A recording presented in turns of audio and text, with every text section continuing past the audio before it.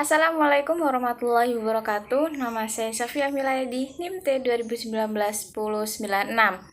Pada kesempatan kali ini, saya akan membahas tentang langkah-langkah pelaksanaan program bimbingan dan konseling di sekolah. Sebelum melakukan layanan bimbingan dan konseling, guru pembimbing atau konselor itu harus memperhatikan beberapa tahapan. Tahapan yang pertama langkah yang pertama adalah identifikasi kasus. Identifikasi kasus di sini merupakan upaya untuk menemukan peserta didik yang diduga memerlukan layanan bimbingan dan konseling. Ada beberapa pendekatan yang dapat dilakukan oleh guru pembimbing atau konselor untuk mendeteksi peserta didik yang diduga membutuhkan layanan bimbingan dan konseling. Yang pertama adalah melakukan wawancara dengan memanggil peserta didik secara bergiliran, sehingga dapat ditemukan peserta didik yang benar-benar memerlukan layanan bimbingan dan konseling. Yang kedua adalah menciptakan hubungan yang baik dan penuh keakraban dengan peserta didik, sehingga tidak terjadi jurang pemisah antara pendidik dengan peserta didik. Di sini pendidik bisa melakukan kegiatan tersebut di luar pembelajaran, misalnya ketika kegiatan ekstrakurikuler atau kegiatan rekreasi atau situasi-situasi informal lainnya. Yang ketiga adalah menciptakan suasana yang menimbulkan penyadaran peserta didik akan masalah yang dihadapinya. Di sini pendidik bisa melakukan diskusi atau semacam berbincang-bincang dengan peserta didik. Dan yang keempat yaitu melakukan analisis terhadap hasil belajar peserta didik. Di sini dengan cara ini guru dapat mengetahui tingkat atau jenis kesulitan atau kegagalan belajar yang dilakukan oleh peserta didik. Dan pendekatan yang terakhir adalah melakukan analisis sosiometris. Dengan cara ini dapat ditemukan peserta didik yang diduga mengalami kesulitan penyesuaian sosial.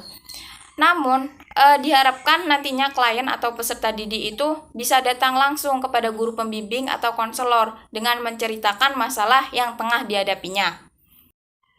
Langkah yang kedua adalah identifikasi masalah. Identifikasi masalah di sini merupakan langkah lanjutan dari mengidentifikasi kasus yang ditemukan serta merupakan upaya untuk menentukan jenis atau karakteristik kesulitan atau masalah yang dihadapi oleh peserta didik. Langkah ketiga adalah melakukan diagnosis. Melakukan diagnosis adalah suatu upaya untuk menemukan faktor-faktor penyebab atau latar belakang terjadinya permasalahan yang dihadapi oleh peserta didik.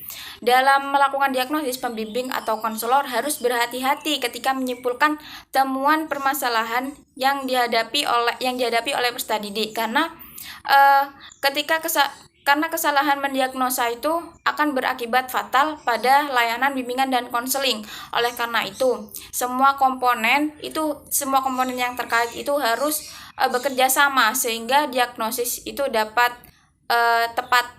Langkah yang keempat adalah remedial atau alih tangan kasus.